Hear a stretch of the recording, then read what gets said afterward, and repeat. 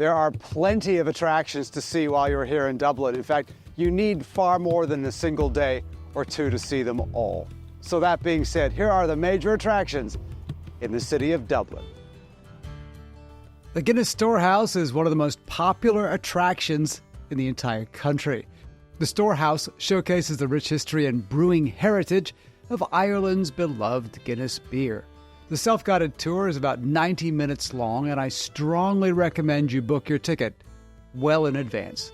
This interactive, multi-level tour teaches you about the history of the company, including the crazy 9,000-year lease signed by Arthur Guinness back in 1759, and also the tour takes you through what ingredients and brewing techniques are used for this famous drink. There are places to eat in the factory, and you can end the tour in the Gravity Bar with a pint of the black stuff and probably Dublin's best view. And if you have any money left, you can leave it in the Guinness store, which sells everything. I mean, everything Guinness. So, was it worth it? Yes, it actually far exceeded my expectations, and I highly recommend it. All right, well, let's continue with the alcohol theme and the Jameson Distillery tour. Jameson Distillery is on the north side of the River Liffey, and the tours are set in the beautifully preserved former Jameson factory, which was founded by John Jameson way back in 1780. There are several tours available, but we took the Bow Street Experience Tour, which was about 45 minutes in length, gave us the history of the company, distilling techniques, and some comparison tastings. Our tour guide was Finn, and this young man was excellent. The tour is well worth it, even if whiskey is not necessarily your thing. The Temple Bar area in Dublin is a vibrant cultural hub known for its lively atmosphere, eclectic mix of pubs, restaurants, and galleries. It's also a magnet for tourists and is very, very busy, particularly as the day turns to night. If you're looking for the locals, well, you won't find them here unless they're working. But if you're looking for an area with a large number of pubs with real character, then this is the place in Dublin. The Brazenhead pub is not too far from the Temple Bar area and is the oldest pub in Ireland, apparently. To be fair, I really liked this pub as it felt authentic and the staff was super nice. The pub offers nightly Irish music, well, except for the night that we went, unfortunately. Close to the Temple Bar area is Grafton Street, which is a lively pedestrian shopping street known for its buskers, street performers, high-end shopping, and plenty of restaurants. But in addition to the fancy shopping, there's also a number of the typical tourist shops, if you want something that is, well, green and that says Ireland on it. If you want even more shopping, there is the Stephen's Green Shopping Centre at the far south end of the street, opposite St. Stephen's Green. Trinity College was founded in 1592 and is Ireland's oldest university and is located in the heart of Dublin. The university boasts a rich history and distinguished alumni, including Oscar Wilde, Samuel Beckett, and Bram Stoker. Trinity College is also the location for the Book of Kells and the famous and gorgeous Old Library. The Book of Kells is a treasured medieval manuscript penned in Latin and meticulously crafted by Celtic monks around 800 AD. The book presents the four Gospels of the New Testament. The actual book is housed in glass at Trinity College Old Library, and you're not able to photograph it, but I can tell you it's exquisite and seemingly in pristine condition, which is amazing. The main chamber of the old library is the long room, and frankly, it's one of the world's most beautiful libraries.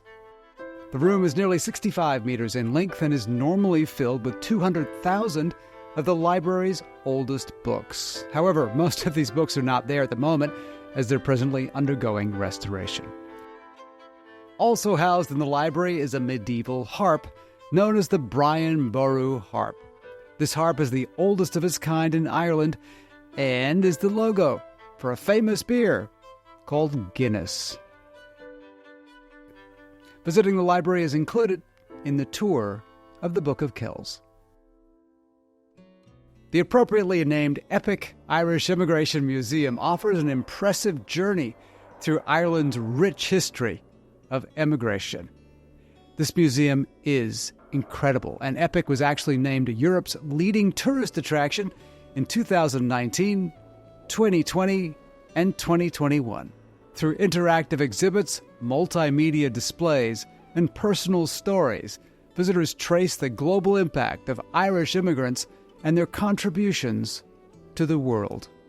From famine to fortune, the museum explores themes of adversity, opportunity, and resilience, celebrating the diverse experiences and enduring legacy of the Irish people across the globe. Dating back to the 13th century, Dublin Castle is a symbol of Ireland's history and heritage. You can explore the castle grounds, gardens, and state apartments while learning about its role in Irish politics and culture. Explore the history and architecture of this medieval castle, which has served as a fortress, royal residence, and government centre over the centuries. Kilmainham Jail is an historic former prison that played a pivotal role in Ireland's struggle for independence. Operating from 1796 to 1924, it housed many notable political prisoners. Today it stands as a museum, offering guided tours that provide insight into Ireland's tumultuous past. You can explore the stark cells, hear stories of rebellion, and gain a deeper understanding of Irish history within its somber walls. St. Patricks Cathedral is Ireland's largest church and was founded way back in 1191. It's known for its Gothic architecture, beautiful stained glass windows, and connections to the country's patron saint. What stood out to me was how meticulously maintained this church is. It just appears to be perfect. You can book a tour in advance or just brave it and show up like we did and pay the entrance fee of €10. Christ Church Cathedral was established in 1028 and is truly an iconic medieval structure smack dab in the middle of Dublin and is famous for its architectural beauty and significant history. You can book a self-guided tour of the church or, if you get lucky, do a guided tour. The cost is €11 for the self-guided tour. Now, of course, I haven't mentioned everything that you can see in Dublin, but other sites include Phoenix Park, the Dublin Zoo, St. Stephen's Green, the Teeling Distillery, the Spire, and the famous Halfpenny Bridge. And I know I've still missed a few. So there you go, the incredible and beautiful city of Dublin.